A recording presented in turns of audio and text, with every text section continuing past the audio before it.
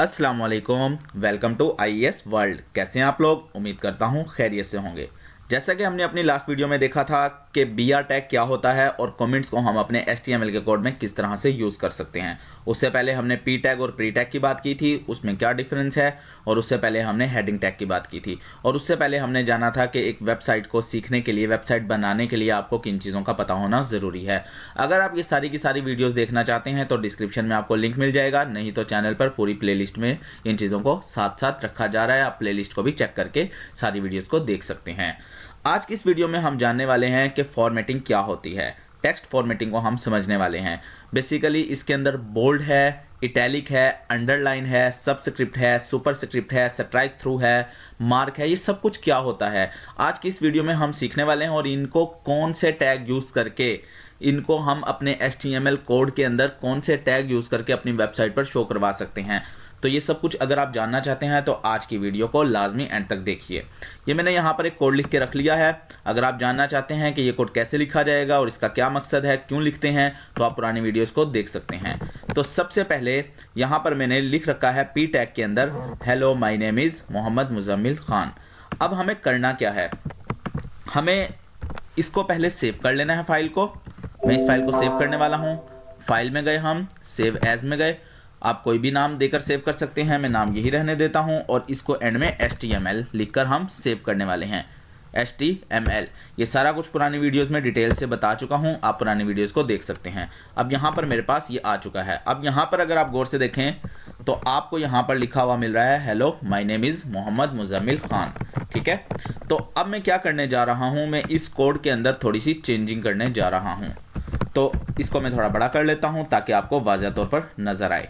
अब यहां पर अगर मैं ये चाहता हूं कि मेरा ये जो माई लिखा हुआ है, या चले मोहम्मद लिखा हुआ है, इसको हम बोल्ड कर दें, तो आपने एक टैग यूज करना है बी टैग, और यहां पर जाकर इसको आपने क्लोज कर देना है।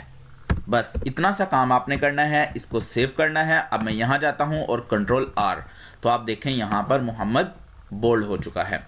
इसी तरह से अगर मैं चाहता हूं कि मुजम्मिल को भी बोल्ड करना है तो आप बी टैग का भी यूज कर सकते हैं। आप क्या करेंगे, आप यहां पर जाकर इस जगह पर बी लिख देंगे, यानी कि बी को यहां पर क्लोज कर देंगे। तो इसको मैं सेव करता हूं, तो ये देखें। लेकिन इसके अलावा आप बी टैग के अलावा कोई और टैग भी हैं हमारे पास जो यूज कर सकते हैं। जैसे कि हमारे पास एक स्ट्रॉन्ग टैग है, STRONG, स्ट्रॉन्ग, और इस तरह से यहां पर भी मैं स्ट्रॉन्ग लिख देता हूं। ठीक है, तो आप बी टैग की जगह पर स्ट्रॉन्ग टैग का भी यूज कर सकते हैं। अगर मैं डाटा को तो अब आपको पता चल गया होगा कि बोल्ड क्या होता है, स्ट्रॉन्ग क्या होता है, यानी कि डाटा को उसके साइज से थोड़ा सा ज्यादा थिक कर देना। अब उसके बाद हम चलते हैं इटैलिक की तरफ। इटैलिक क्या होता है, बेसिकली इटैलिक बोलते हैं डाटा का थोड़ा सा तिरछा हो जाना, टेढ़ा हो जाना। उसके लिए हम यूज करते हैं आई टैग। तो आप आई लिखेंगे और यहां पर सेव करता हूं, और ये देखें अब मेरा डाटा जो है वो थोड़ा सा तिरछा हो चुका है। अगर मैं साथ ही बोल्ड भी करना चाहूं तो मैं यहां पर भी बोल्ड लिख देता हूं।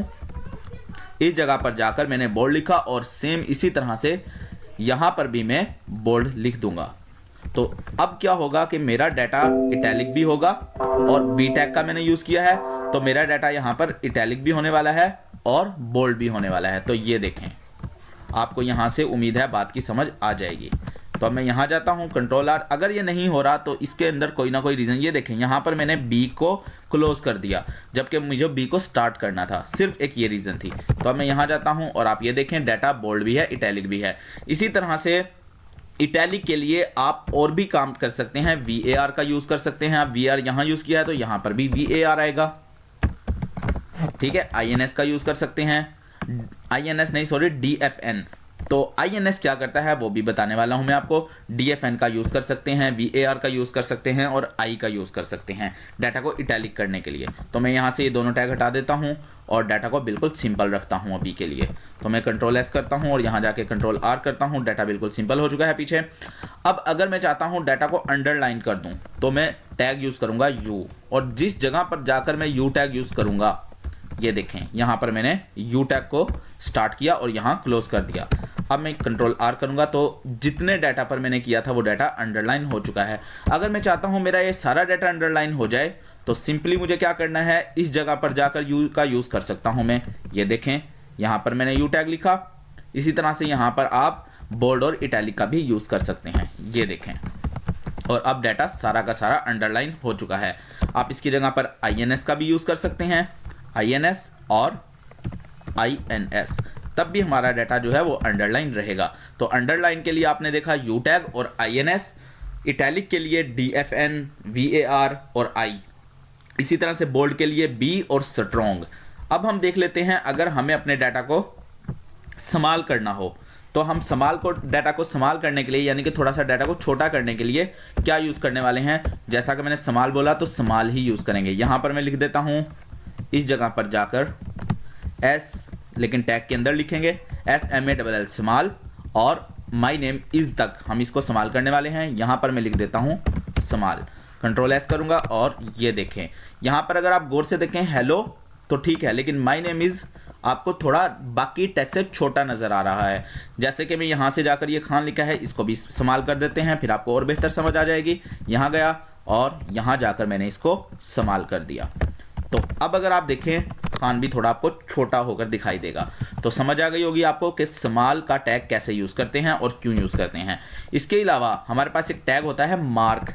मार्क का टैग क्यों यूज़ करते हैं वो भी आपको अभी समझा देते हैं। मार्क का टैग यूज़ करते हैं किसी भी डाटा को हाईलाइट करने के लिए।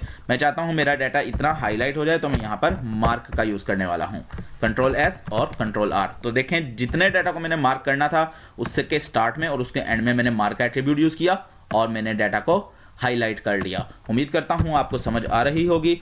इसके अलावा अगर मैं चाहता हूं कि मैं अपने डाटा को सबस्क्रिप्ट या सुपर स्क्रिप्ट बना लूं तो क्या होगा। सबस्क्रिप्ट और सुपर स्क्रिप्ट होता क्या है, जैसा कि हम किसी भी कोई हमारे पास टेक्स्ट हो उसकी हमने पावर देनी हो तो उसको हम सुपर स्क्रिप्ट बोलते हैं। जैसा कि मैं ये चाहता हूं कि ये जो Y है, यहाँ पर इस Y को मैं सुपर स्क्रिप्ट बना दूं तो मुझे यहाँ जाना है, यहाँ लिखना है SUP और इस जगह पर आकर मुझे लिख देना है SUP और कंट्रोल S करना है और कंट्रोल R। अगर आप गौर से देखें, ये देखें Y ऊपर को चला गया है, यानी कि इसको हम यूज़ कहाँ कर रहे होते हैं। बेसिकली जैसे हम लिखते हैं फर्स्ट, सेकंड, थर्ड, अगर हम इस तरह का डाटा लिखना हो तो हम वहाँ पर सबस्क्रिप्ट का और सुपर स्क्रिप्ट का यूज़ कर रहे होते हैं। जैसा कि यहाँ मैं नीचे आपको दिखा देता हूँ, यहाँ पर मैं एक और टैग ले लेता हूँ P टैग, और इसको मैं क्लोज करने वाला हूँ P टैग को। इसके अंदर मैं लिख लेता हूँ सिंपल फर्स्ट। अब मैंने यहाँ पर फर्स्ट लिख लिया, तो अब फर्स्ट लिखने के बाद मैं इसको सेव करता हूं और मैं देखूं तो यहां पर फर्स्ट लिखा हुआ इस तरह से आ रहा है। लेकिन अगर मैं इसके शुरू में SUP का यूज कर लूं, SUP, और एंड में भी SUP का यूज कर लेते हैं, तो आप देखें इसको मैंने क्लोज कर दिया है SUP को, इसका मतलब है सुपर स्क्रिप्ट। तो आप देखें कि डाटा जो मेरा होगा वो SUP को हमने यूज़ किया, सॉरी यहाँ पर SUP को यूज़ थोड़ी ना करना है, हमें SUP का यूज़ करना है इस जगह पर, क्योंकि हमने फर्स्ट को सुपर स्क्रिप्ट नहीं करना। तो अब मैं दिखा देता हूँ आपको, ये देखें ST ऊपर चला गया है इस तरह से, यानी कि फर्स्ट, सेकंड, थर्ड। और अगर मैं इसको नीचे लिखना चाहता हूं तो मुझे क्या करना है, मुझे यहां पर सिर्फ SUP की जगह SUB कर देना है, यानी कि सबस्क्रिप्ट SUB। कंट्रोल S करता हूं, कंट्रोल R, तो ये देखें। तो उम्मीद करता हूं आपको पता चल रहा होगा कि हम फॉर्मेटिंग कैसे कर सकते हैं। अब इसके अलावा एक और चीज़ है जिसको हम बोलते हैं स्ट्राइक थ्रू। स्ट्राइक थ्रू क्या होता है, डाटा की रिजेक्शन के लिए यूज़ होता है। अगर हम डाटा के बिल्कुल दरमियान में कोई लाइन लगाना चाहते हैं, जैसे कि मैं यहाँ जाता हूँ और मैं यहाँ पर लिखने वाला हूँ स्ट्राइक थ्रू के लिए डेल का एट्रीब्यूट डेल, और यहाँ पर मैं इस जगह पर लिख देता हूँ डेल। तो आप डेल का यूज़ कर सकते हैं या S का। तो मैं यहाँ पर आपको दिखाने वाला हूँ, ये देखें अब ये डाटा जो है वो रिजेक्ट हो चुका है, इसको हम बोलते हैं स्ट्राइक थ्रू। और इसकी जगह पर आप S भी यूज़ कर सकते हैं डेल की जगह पर। यहाँ पर मैं S लगाने वाला हूँ और कंट्रोल R।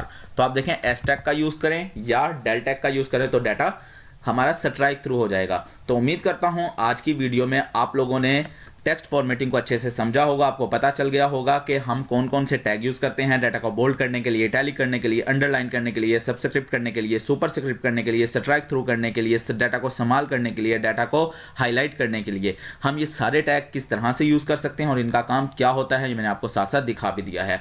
तो उम्मीद करता हूँ आज की वीडियो आपको पसंद आई होगी। अगर वीडियो पसंद आई है तो वीडियो को लाइक कर दीजिए। आने वाली जितनी भी वीडियोज़ हों अगर आप उनको देखना चाहते हैं तो चैनल को सब्सक्राइब कर लीजिए ताकि सारी की सारी वीडियोज़ आप तक बआसानी पहुँच सकें। मिलते हैं नेक्स्ट वीडियो में, दुआओं में याद रखिएगा। अल्लाह हाफिज़।